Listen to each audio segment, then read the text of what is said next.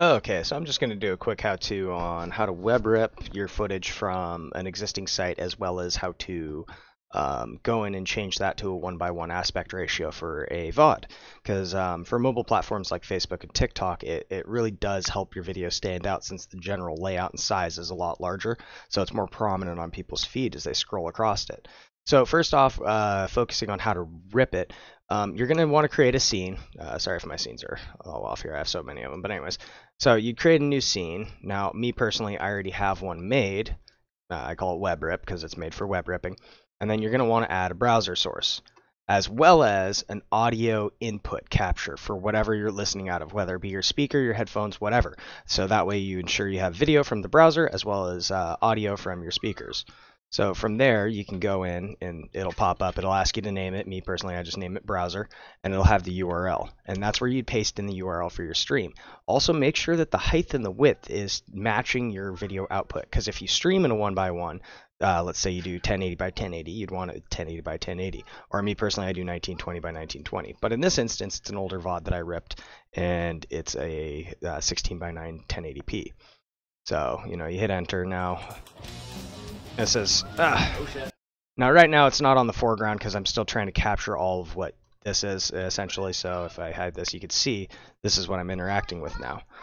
You can right click the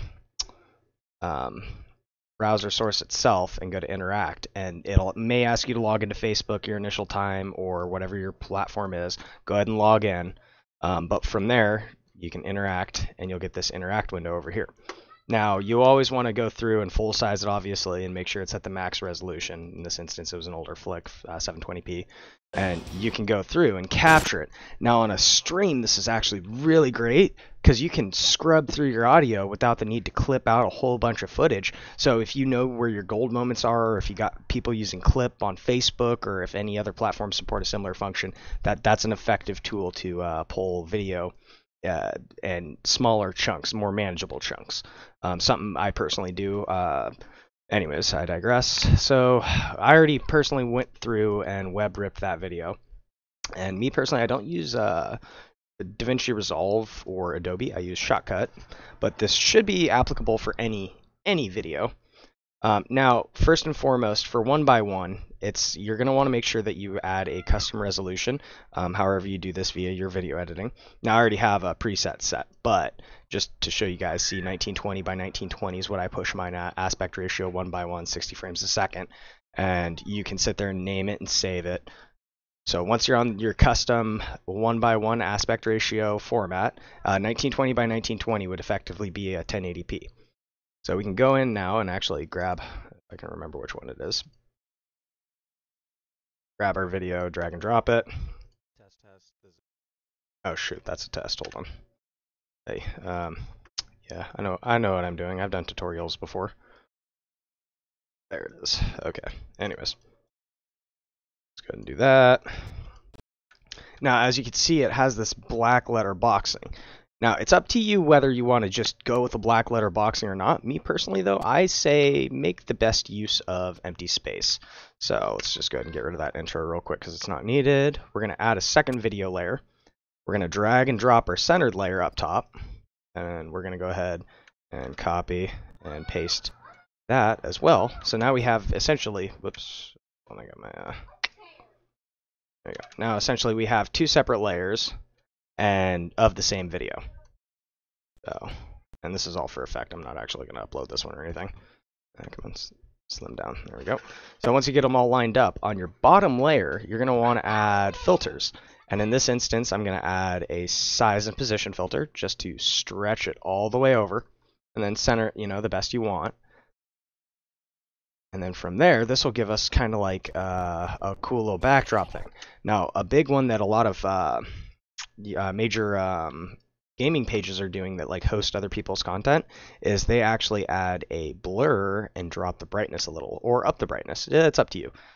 Me personally, I love the blur effect. It looks real nice, as well as the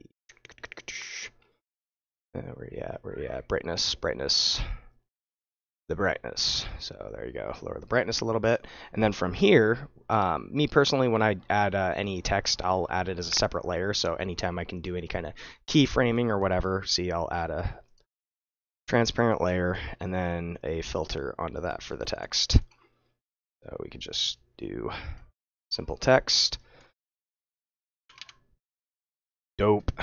Now, me personally, I stick to one font because I find it effective to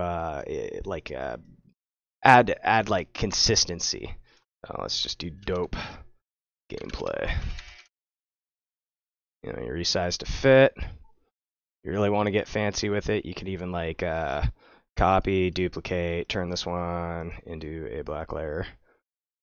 I want that to be downwards. Oh, oops. Oh, yeah, that right.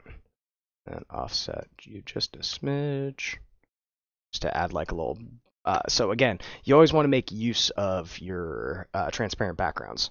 Again, this isn't exactly centered, but it gives you an idea. You know, you could add something down here too.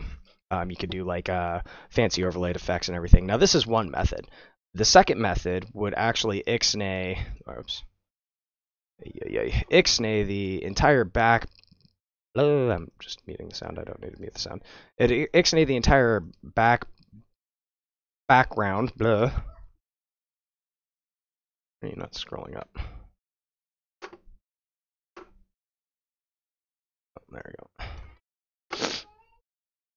And essentially, they would go through and they would add a size and position as well on this, and then center it the best they can.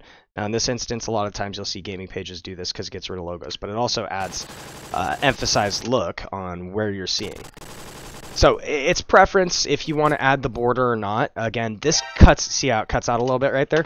So personally, in that situation where it did the zoom in, I would actually split it right there. And as it zoomed in, I can then take and add a keyframe.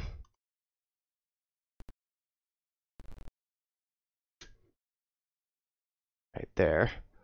And that way it'll dynamically change over and allow me to see that. So it gets a little tedious with work to maintain center of perspective with this method. Also make sure that you don't leave little black borders down there. That's honestly a big mistake I make a lot.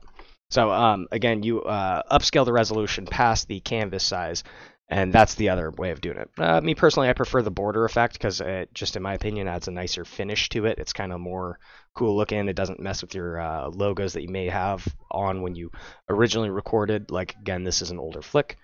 Hopefully that wasn't too long-winded. You guys got a little bit of perspective into that. Again, this only really works for Facebook, TikTok, I believe Instagram. I'm not sure, the Instagram TV or whatever it's called. You can also do this instead of a 9x16. You can do a 16 by 9, or yeah, whatever, the horizontal one. Instead of 16 by 9, you can do a 9x16. So it's horizontal, and you could focus your aspect, like upscale again. Just different ways of doing it. There's no right or wrong way, just whatever looks great for mobile. Keep mobile in mind because a lot of people watch these streams on mobile. So again, sorry if it's long-winded. There you go.